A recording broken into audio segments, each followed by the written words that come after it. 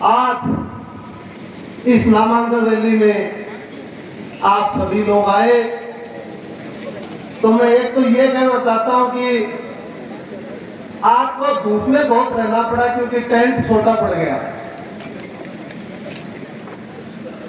लेकिन फिर भी आप यहां डटे रहे। मैं धन्यवाद देना चाहता हूं माननीय प्रधानमंत्री नरेंद्र मोदी जी को, शीर्ष नेतृत्व को, जिन्होंने एक किसान के बेटे को लोकसभा का टिकट दिया। और किसान का वो बेटा जो 95% किसान होते हैं उनमें शामिल है। 10-15 बीघे जमीन है मेरे पास, तो रियल किसान के बेटे को ये सम्मान दिया है उस खिलाड़ी को जिन्होंने देश के लिए पैरालंपिक खेलों में 3 मेडल जीते हैं। ये सम्मान दिया उन दिव्यांगजनों को, 7 करोड़ दिव्यांगजनों को जो पहले विकलांग कहते थे और मोदी जी के मन की बात में कहा कि ये विकलांग नहीं, ये दिव्यांग है। देखिए, मैंने तो लास्ट 20 साल एक कमरे में गुजार दी इस देश के लिए। एक कमरे में रह करके मैंने तैयारी की और इस देश के लिए मैंने 60 से 70 इंटरनेशनल मेडल जीते। 3 पैरालंपिक मेडल जीतना, इतिहास बनाना। 18 साल तक आपके बेटे, आपके छोटे भाई के नाम वर्ल्ड रिकॉर्ड रहा है, लेकिन जिंदगी का एक अंदर एक पीड़ा रह गई कि संघर्ष बहुत करना पड़ा। किसान के घर में जन्म लेने के बाद 10 साल की उम्र में एक हाथ गंवा देना,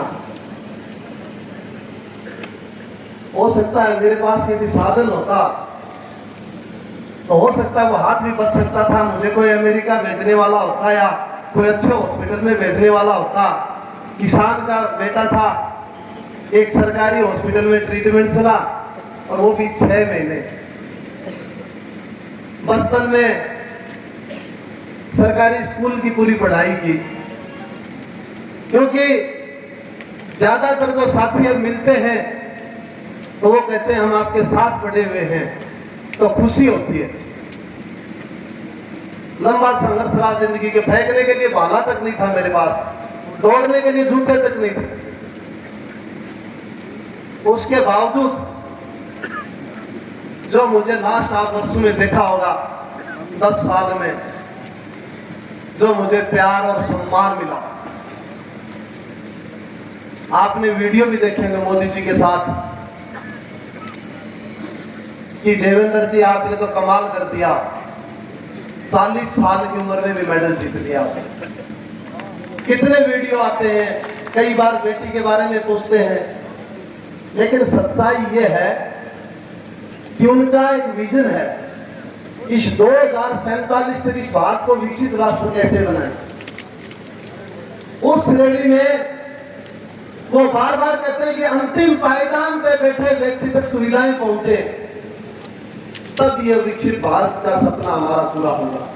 और मैं तो प्राउड के साथ कहता हूं कि अंतिम पायदान पे बैठे व्यक्ति को उन्होंने प्रत्याशी बनाया है। यह बड़ी बात है हमारे लिए। उनकी योजनाओं से मैं बहुत प्रभावित हुआ हूं। काफी योजनाएं रही हैं, देखा जाए तो उज्ज्वला योजना हमारे गांव तक पहुंची है। ये योजना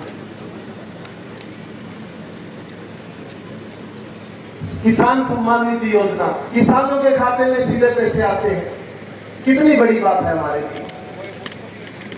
और मुख्य प्रधानमंत्री फसल बीमा योजना, प्रधानमंत्री फसल बीमा योजना कौन लेके आए? माननीय प्रधानमंत्री जी लेके आए और किसानों का सम्मान किया उन्होंने। और इतनी योजनाएं गिनाऊंगा। खेल के क्षेत्र में, खेल के क्षेत्र में जो खेलो इंडिया आया था, आपने स्कीम देखी होगी।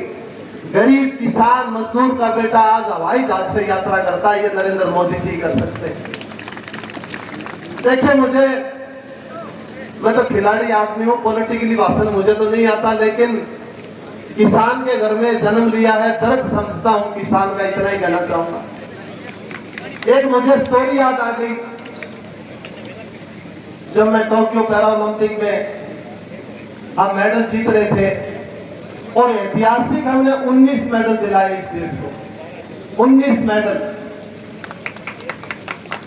तो हम खाने पे जाते थे शाम को, तो मुझे पाकिस्तानी मिल जाते थे वहां पे, तो हम पूछते थे भाई क्या रहा, तो मैंने फर्स्ट डे में कहा कि हमने 1 मेडल जीत लिया है।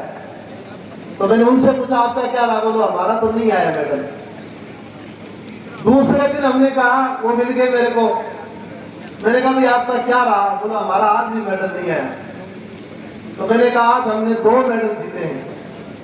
लेकिन जब मैं तीसरे दिन मिला उनसे, तो मैंने कहा आज हमने एक दिन में 4 मेडल जीते हैं पैरा ओलंपिक खेलों में, आपने कितने जीते?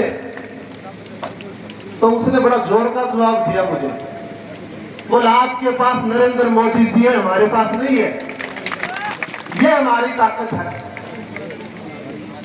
मैं ज्यादा नहीं बोल करके मैं इतना कहना चाहता हूं, यहां पे मेरे चूरू लोकसभा के लिए काफी काम करने हैं, ये जिम्मेवारी मुझे मिली है। मैं तो ये कहता हूं कि इसका हम एक अच्छा लोकसभा की तैयारी करके, अच्छी प्लान बना करके, पहला जो मेरा मुद्दा है वो किसानों का रहेगा और नहर रहेगा, चाहे वो नौर बाजरा हो, चाहे मेरा चूरू लोकसभा का इधर का क्षेत्र हो, चाहे राजगढ़ हो, तारानगर हो। क्यों? क्योंकि किसान का बेटा हूं, दर्द समझता हूं, और मैं तो साची बात बताऊं, खोए पर मत को दौड़ो तो पानी को। मैं तो इतना कहना चाहता हूं, यकीन कौन करूंगा, ये 2 साल मैंने खुद ने खाना बनाया था। कोई बना सकता है क्या? बोलते हैं हाथ से खाना नहीं बना सकता, परिस्थितियां सब कुछ सिखा देती हैं। फसल बीमा, अरे फसल बीमा तो मैंने कोई छानू है कि मैंने एक बात बताओ, जो चाला जी कितना ही घर रखे तो खाली हो जाए, कितने भी बड़ी चीज हो, सभी चीजों मेरो है। मैं तो मूंज पर खाट पर छोड़ी आदमी, आज घर से चला तो माँ को आशीर्वाद लेके चले, मैं तो मैं जाऊँ आज परसों दाखिल करने, मैं बोली तने हमेशा आशीर्वाद दिया, तू जीत के आयो है, हमेशा आज भी आशीर्वाद दूं तो जीत के आयो तो। लेकिन कई बार बड़ी दोस्तों विकट परिस्थितियां होती हैं, चुनाव हो तो फॉर्म का दौर है। मैं तो सीधो साधो तारो टापर हूं, तारा बीच को हूं, सगड़ी चीज जानू, अफवाह तो मैंने फैलानी कोई यार। अब चुनाव में एक दिन रात में घर पहुंचो 2 बजे, तो मेरी धर्मपत्नी बैठी, मैं कहा इतनी लेट तक आप क्यों जग रहे हो? बोले मैंने एक बात पूछनी है। मैं कहा अधिकार है, पूछ दो, पूछे क्यों ना? बोले एक ही पूछनी, बताओ। बोला जिन मेरो रिश्तों में जिन मन तो यह बताई जाटा का रिश्तों पर लाग रहे यहाँ पर, तो मैंने यह बता झाझड़िया जाट हो गई बोली, और भाई मैं तो 3 दो तोड़ टाड़िया। तो मैं कह भाई बात ये है, रुक एक बार, अब मेरी जबान से क्या बोलूं मैं? तो मैं एक किताब लेके आया, हमारी दिल्ली से समाज की बहुत बड़ी सोसाइटी है, उन्हें 2022 की बात है, उन्हें बुक निकाली, देश का टॉप फेमस हमारे समाज के लोग, तुम 4 नंबर पर मेरी फोटो ला गई। मैं बोले देख ले भैया भूख बनी में जाट समाज में। तो मैंने तो देश के लिए खेला है, मैंने मेरी 22 साल की जिंदगी सिर्फ देश के लिए समर्पित कर दी मैंने। अरे 2003 में जो मैंने British British open athletics championship में वर्ल्ड रिकॉर्ड ब्रेक किया, तो वहां से मुझे निमंत्रण मिला कि आप इंग्लैंड से खेलो, आपको भरपूर पैसे देंगे। मैंने कहा मैं सच्चा हिंदुस्तानी हूं, बिक नहीं सकता, मैं मेरे देश की तरफ से खेलूंगा और मेरी देश की तरफ से गोल्ड मेडल जीतूंगा। 2020 की बात है, ओलंपिक खेलों की मैं तैयारी कर रहा था और मुझे अचानक ही फोन आया भाई का कि पिताजी बीमार है, तुरंत घर पे आओ। दोस्तों मैं तुरंत पहुंचा घर पे, मेरे पिताजी को डॉक्टर को दिखाया मैंने। डॉक्टर ने कहा ये 7 दिन जिंदा या 10 दिन जिंदा रहेंगे, इनके कैंसर है। आप देखिए, जिस बाप ने मुझे उंगली पकड़ के चलना सिखाया, मेरा फर्ज था कि उनके लिए मैं सेवा करूं। मैं उनको घर पे लेके आया, मैं पास बैठ गया, मेरे को उन्होंने बुलाया, बोले बेटा मैं तुम्हें एक बात कहूं, मैं को बताओ। बोल बेटा मैं शायद दुनिया में घूम रही हूं, लेकिन मेरी मान तू घर छोड़ दे, ओलंपिक की तैयारी कर, मैं मर जाऊं तो कोई परवाह नहीं, लेकिन देश के लिए मेडल जीतना जरूरी है। मैं मेरे बाप ने घर छोड़ दिया कि ओलंपिक की तैयारी करी और मैं देश के लिए गोल्ड मेडल जीतूं। मैं वो समर्पित आदमी हूं। अरे मेरा शुरू तो इतना शानदार है, इसके लिए मैं इतना काम करूंगा, हर दर्द समझता हूं शुरू के लिए। रेल की एक बहुत बड़ी समस्या चूरू में, मैंने सब ने ले रहा है, चाहे सुजानगंज ले लो, चाहे तारानगर ले लो, चाहे सरदार शहर ले लो।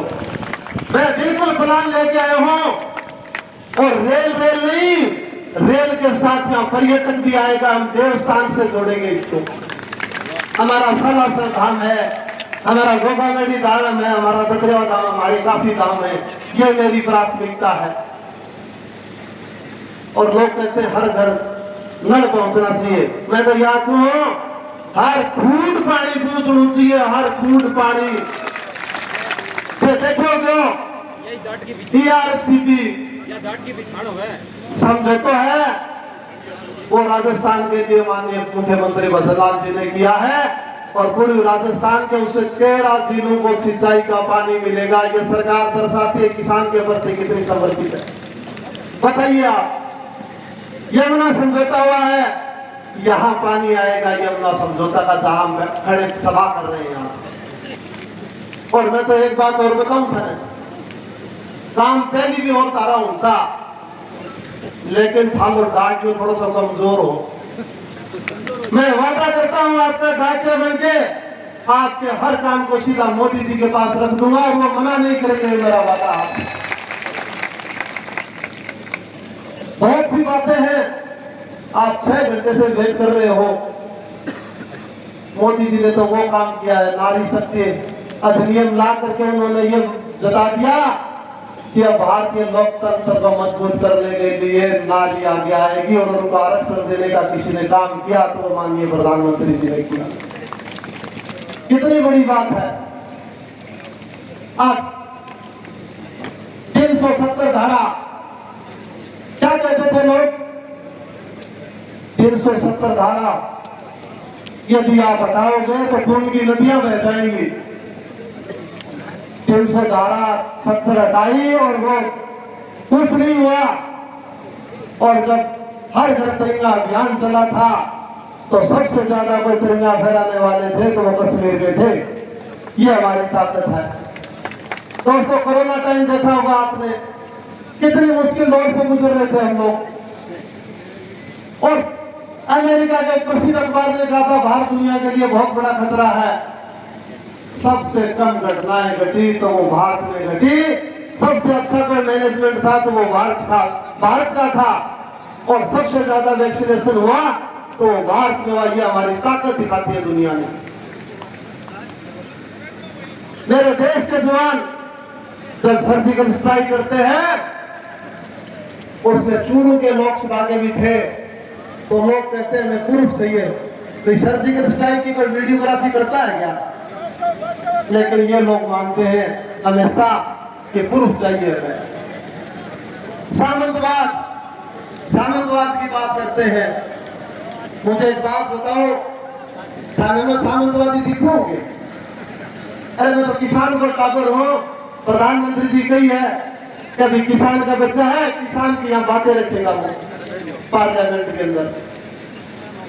और ज्यादा परिवारवाद की बात या टिकटों की बात करते हैं, तो मैं तो एक बात कहना चाहता हूँ, सुनो गौर से आप। यदि ये टिकट कटी है तो टिकट 2014 में भी कटी थी। जब हमारे सांसद की टिकट कट के उनको बेटे को दी गई थी, वो टिकट कटी हुई नहीं मानी इन्होंने? बताइए आप। तो परिवारवाद को खत्म किया उन्होंने।